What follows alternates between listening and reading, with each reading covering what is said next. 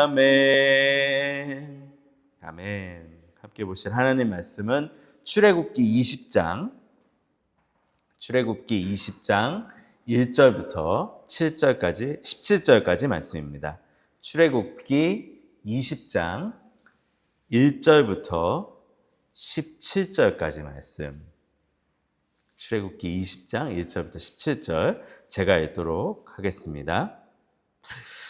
하나님이 이 모든 말씀으로 말씀하여 이르시되 나는 너를 애굽 땅 종되었던 집에서 인도하여 낸 내 하나님 여호와니라. 너는 나 외에는 다른 신들을 내게 두지 말라.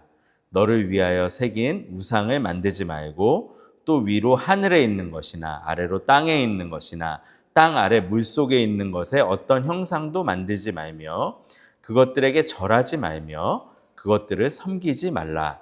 나 내 하나님 여호와는 질투하는 하나님인즉 나를 미워하는 자의 죄를 갚되 아버지로부터 아들에게로 3, 4대까지 이르게 하거니와 나를 사랑하고 내 계명을 지키는 자에게는 1000대까지 은혜를 베푸느니라. 너는 내 하나님 여호와의 이름을 망령되게 부르지 말라. 여호와는 그의 이름을 망령되게 부르는 자를 죄 없다 하지 아니하리라. 안식일을 기억하여 거룩하게 지키라. 엿새 동안은 힘써 내 모든 일을 행할 것이나 일곱째 날은 내 하나님 여호와의 안식일인즉 너나 내 아들이나 내 딸이나 내 남종이나 내 여종이나 내 가축이나 내 문 안에 머무른 객이라도 아무 일도 하지 말라. 이는 엿새 동안에 나 여호와가 하늘과 땅과 바다와 그 가운데 모든 것을 만들고 일곱째 날에 쉬었음이라. 그러므로 나 여호와가 안식일을 복되게 하여 그 날을 거룩하게 하였느니라. 내 부모를 공경하라. 그리하면 내 하나님 여호와가 내게 준 땅에서 내 생명이 길리라. 살인하지 말라. 간음하지 말라. 도둑질하지 말라. 내 이웃에 대하여 거짓 증거하지 말라. 내 이웃의 집을 탐내지 말라.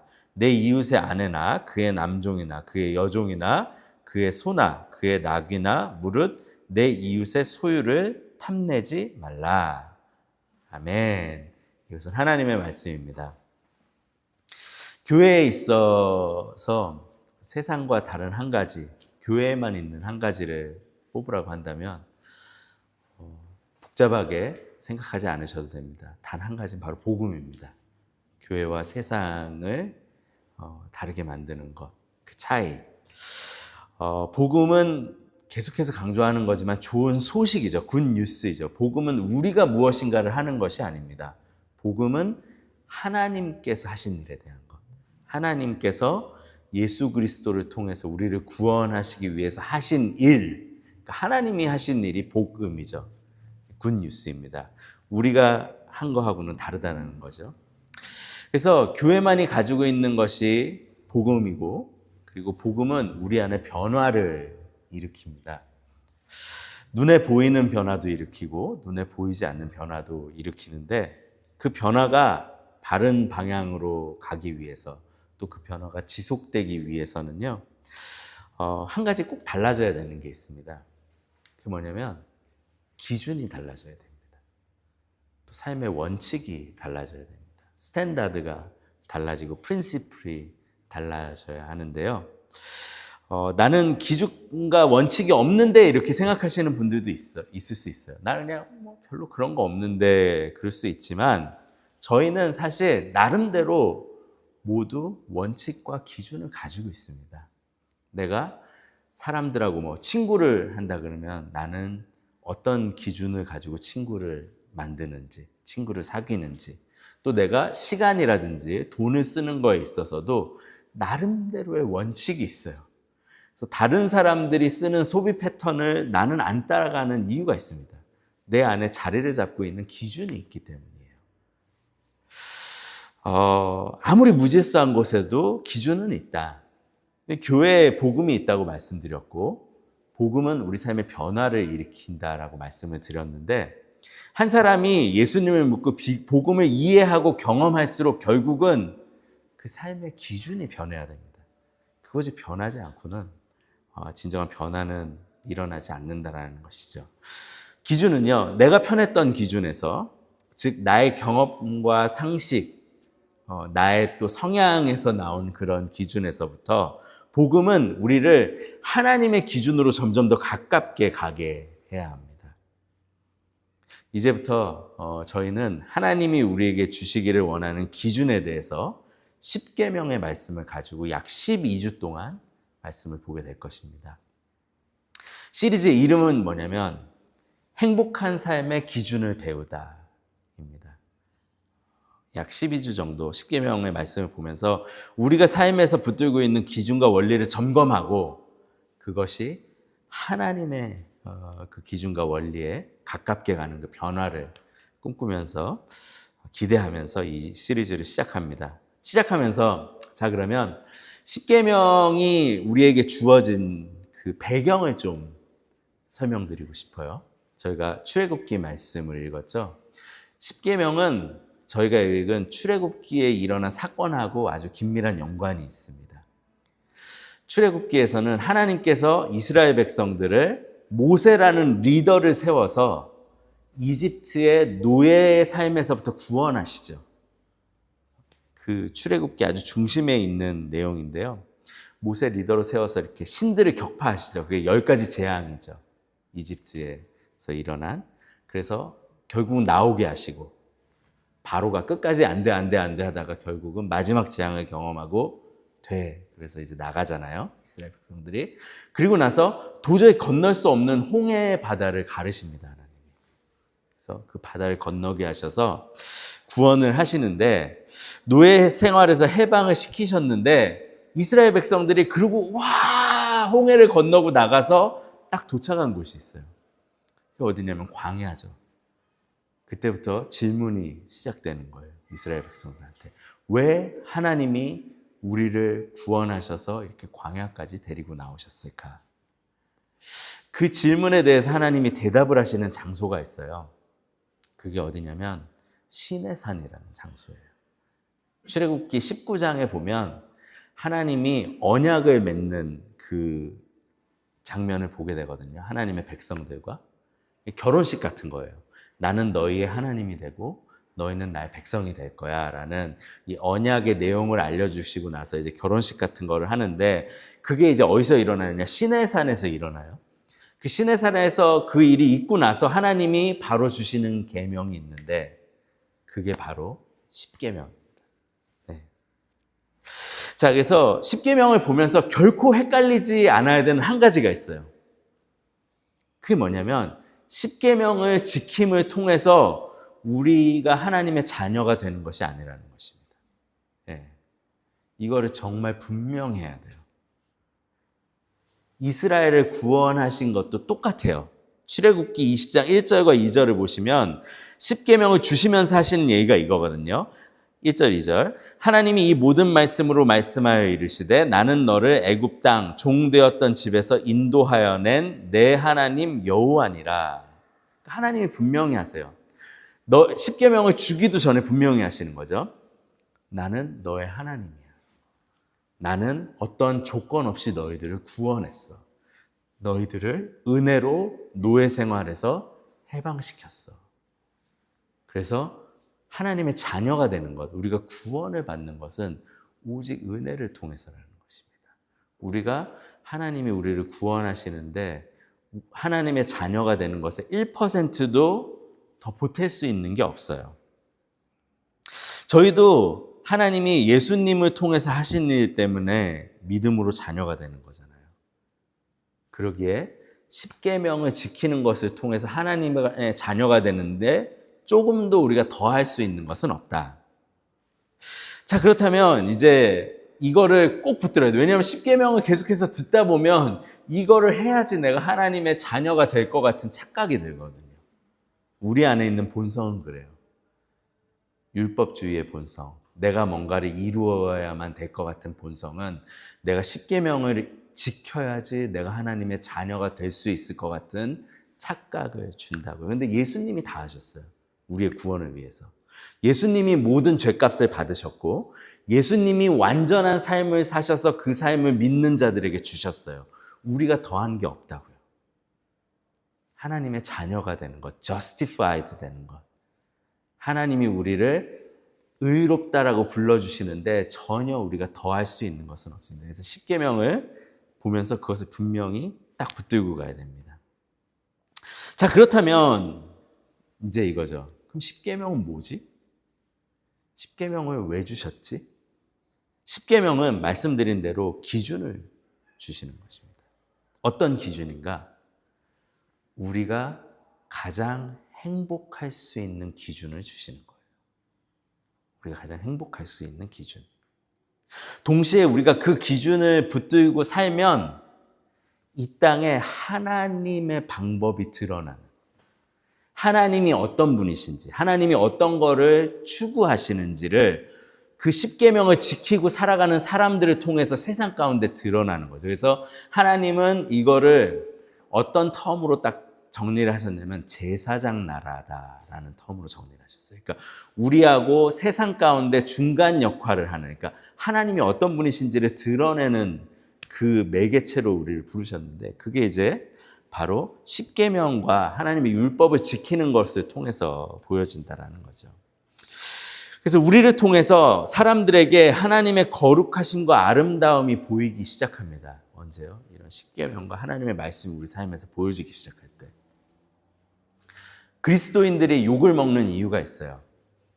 첫 번째는 복음을 통해서 은혜를 계속해서 경험하는 일이 멈췄기 때문이에요. 복음은 우리한테 계속해서 은혜를 줘야 되거든요. 그래서 우리 교회 비전이잖아요. Fresh encounter with the gospel of Jesus Christ. 예수 그리스도의 복음의 충만함을 매일 경험하는 거. 근데 그게 멈췄기 때문에 결국은 말씀도 우리 삶에서 이루어지지가 않는 거예요. 두 가지인 거죠. 하나님의 말씀을 드러내는 십계명과 말씀의 기준이 은혜를 경험하지 못하니까 점점 더 무너지는 거예요. 그걸 더 지키지 못하는 거예요. 그 두 가지 문제가 있는 것입니다. 그래서 하나님의 자녀들이 행복하지 않은 이유, 우리가 행복한 삶을 사는 방법을 하나님이 제일 잘 아시거든요. 근데 그거를 무시해요. 내가 기준이 되려고 해서 그렇거든요. 저희는요, 저희가 가진 기준을 포기하기가 어려워요.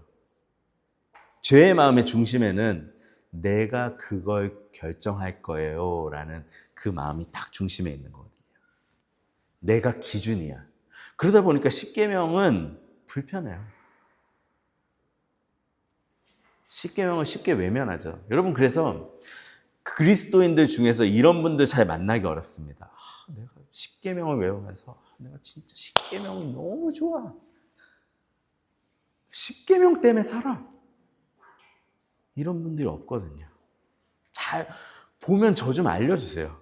전 그렇게 돼야 된다라고 이 말씀을 준비하면서 큰 틀을 준비하면서 생각을 이제 했는데, 근데 나는 그 삶을 못 살고 있구나.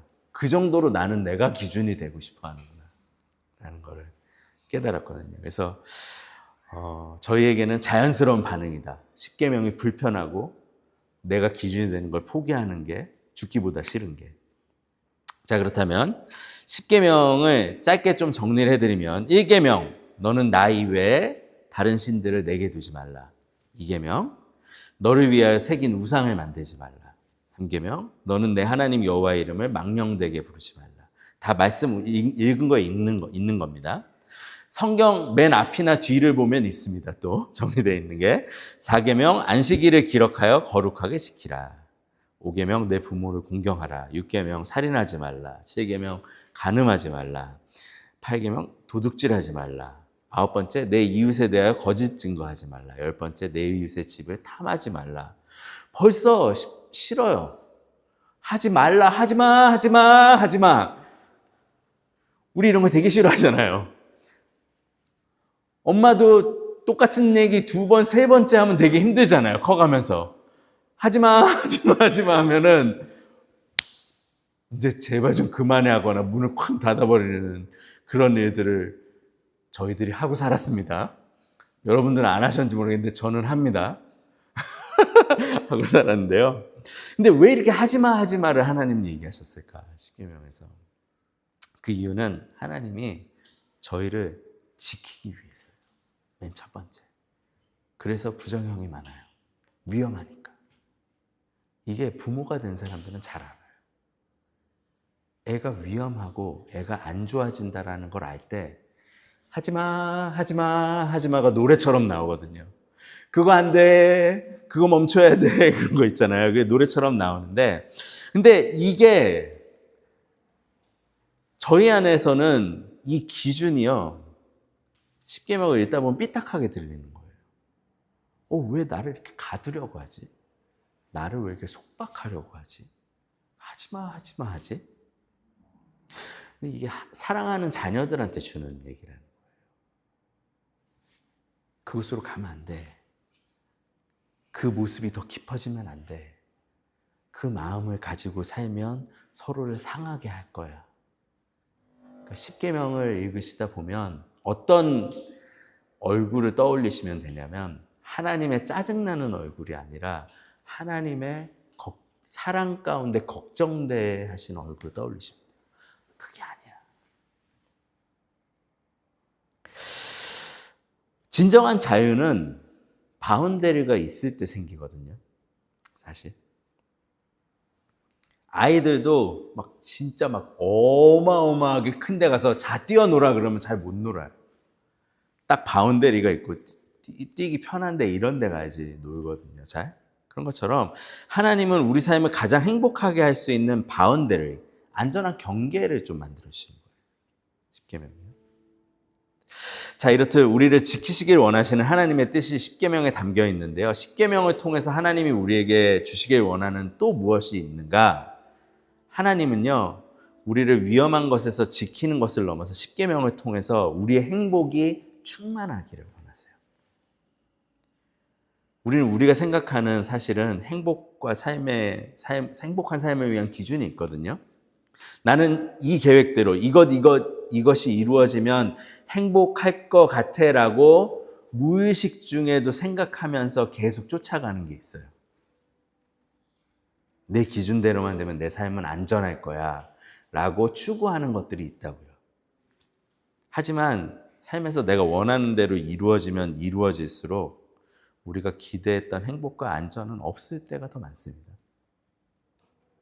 예를 들면 이런 거예요. 건강을 지키기 위해서 운동을 해야 돼요. 제가 운동 얘기를 합니다. 십계명을 시작하면서 큰 변화라고 생각하시면 돼요. 건강한 신체를 가지면 왜냐하면 자유로워지잖아요. 건강하니까 아프지도 않고 행복하잖아요. 또 내가 원하는 만큼 몸이 따라주니까 너무 자유롭잖아요.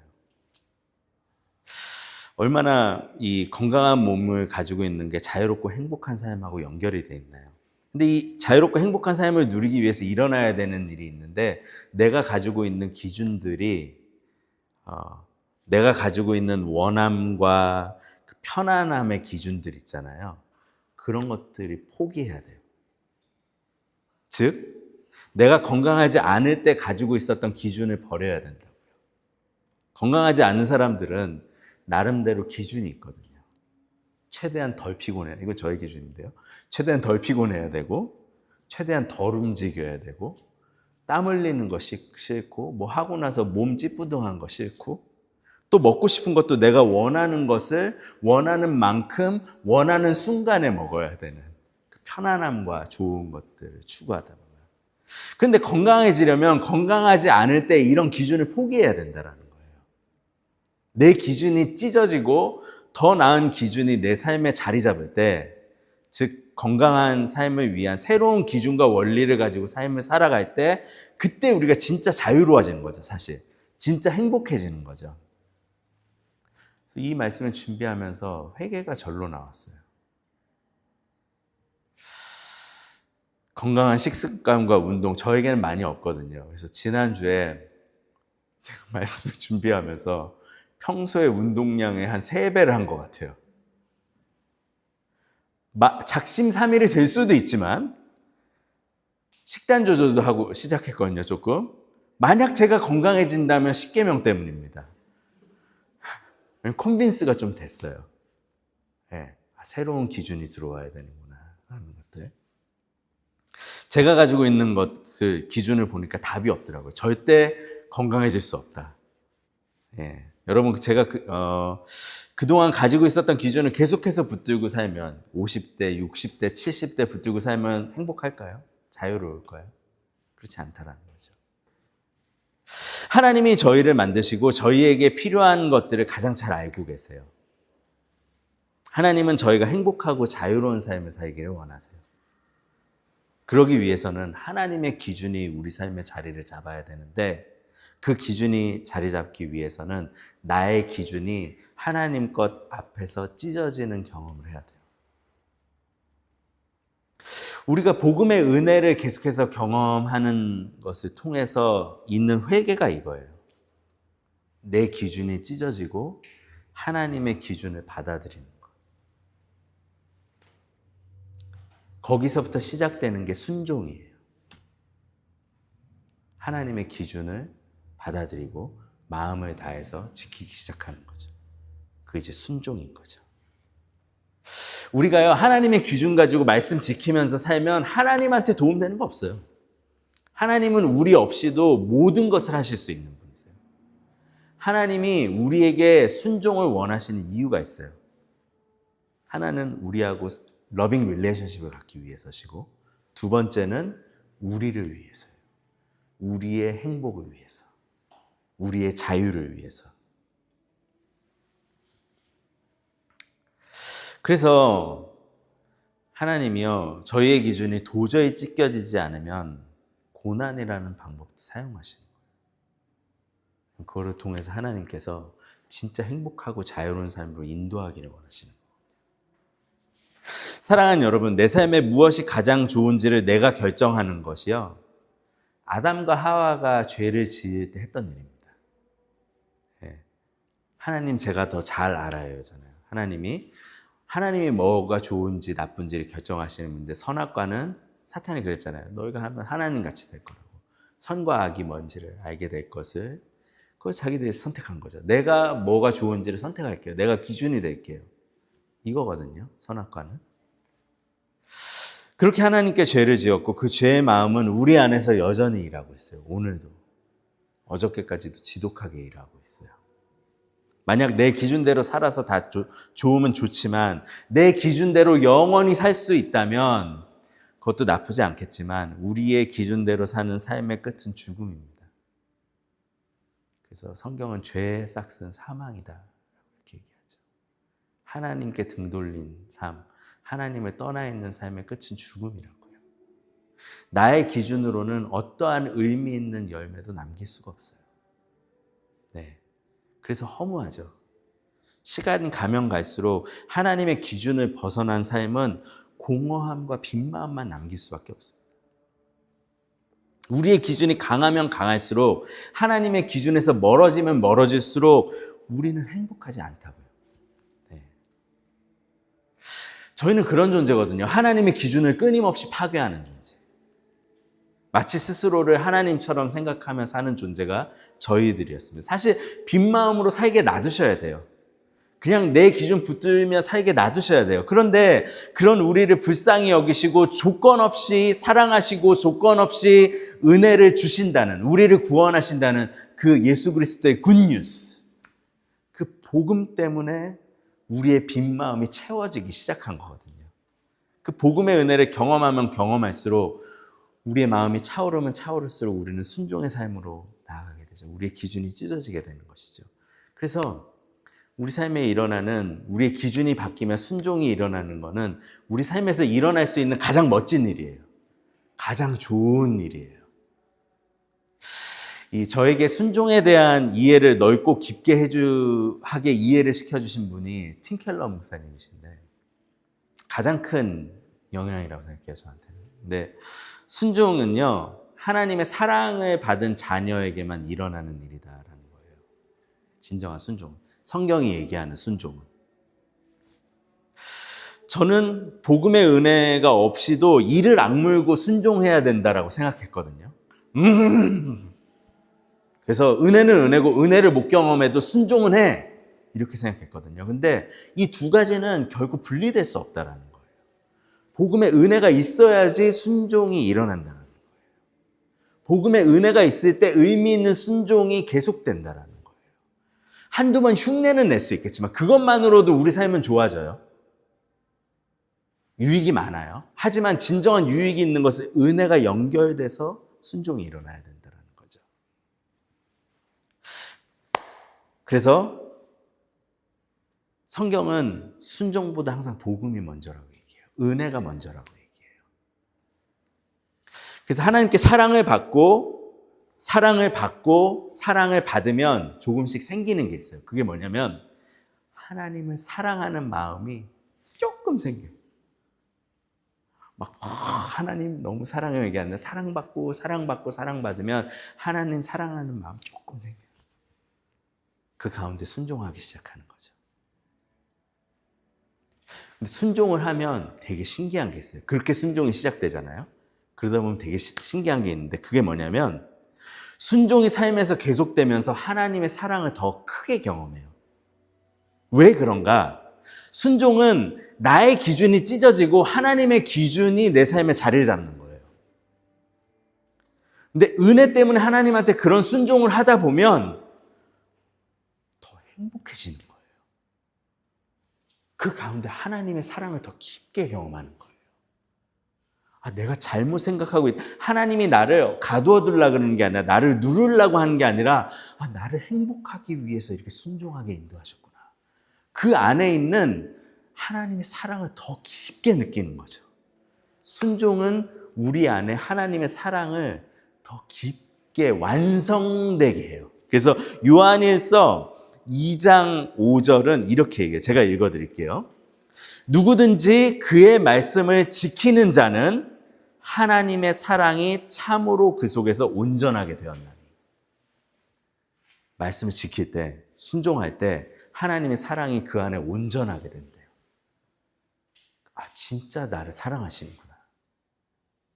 순종해서 자유와 행복을 경험할 때, 그때 더 온전한 사랑을 느껴서 또 더 사랑하게 되는 거죠. 그래서 순종은 계속해서 선순환을 만들어내요. 복음으로 시작된 순종은. 정말 멋진 일이죠. 이 삶의 중심에 십계명이 있다는 거예요. 얼마나 중요해요. 사랑하는 여러분, 행복하시기 바랍니다. 빈 마음이 아니라 하나님의 사랑으로 충만하시길 바랍니다. 그 삶에는 복음의 은혜와 함께 하나님의 기준을 붙들고 순종하는 삶이 있습니다. 십계명은 아주 오래된 그냥 이스라엘 백성에게 준 구약의 한 부분이 아닌 거예요. 이것은 저희에게 주신 하나님이 주신 가장 큰 선물 중에 하나예요. 우리의 기준을 바꾸며 순종하는 삶으로 나아가게 하는. 앞으로 이 십계명의 말씀을 함께 보면서 하나님의 기준으로 삶을 재정비하십시오. 내 기준이 하나님의 기준 앞에서 찢겨지는 그런 은혜를 경험하십시오. 그리고 하나님의 기준이 자리 잡는 그런 일들을 경험하십시오. 공동체 전체에게 이 시간이 되길 원합니다. 자, 마치면서 하나님은 십계명의 말씀을 통해서 우리 안에 하나님의 사랑이 더 충만하게 하십니다. 순종이 하나님에게 크게 도움이 안 되지만 우리에게 유익이 되는 다른 이유가 또 하나 있어요. 왜냐하면 순종을 통해서 아까 말씀드린 대로 하나님에게 사랑을 표현하는 거죠. 네, 하나님은 우리 복음을 통해서 사랑하시는데 순종을 통해서 우리도 하나님께 사랑을 표현하는 거예요. 왜 누군가를 사랑하면 그 사람이 중요하게 여기는 걸 함께 중요하게 여기잖아요. 그래서 복음으로 인해서 하나님께 순종하는 사람은요, 어떤 일이 일어나냐면 순종이 자랑이 되지 않아요. 내가 어떤 거에 대해서 순종하고 있는 거를 우리는 순종하면 두 가지 현상이 일어나요.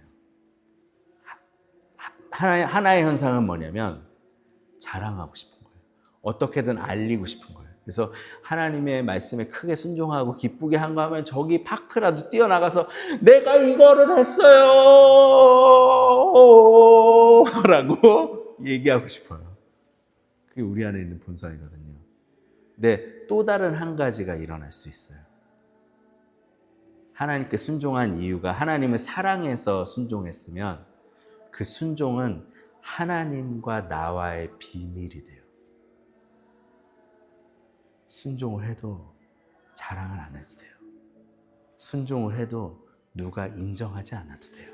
마치 그런 거죠. 두 사람이 서로 사랑을 해요. 그럼 그 두 사람이 서로 하면서 한 일들 다른 사람들 몰라도 되잖아요. 둘만의 비밀로 남아도 되잖아요. 그런 거예요. 하나님을 사랑하는 마음으로 순종하는 삶에는 하나님과 나만 알고 있는 쌓여가는 그 비밀이 늘어갑니다. 사랑하는 여러분, 한 주간 살아가면서 그 비밀을 하나님과 누리는 그런 복된 삶을 사시기 바랍니다. 거기에 우리의 행복을 향한, 진정한 자유를 향한 길이 있습니다. 기도하겠습니다.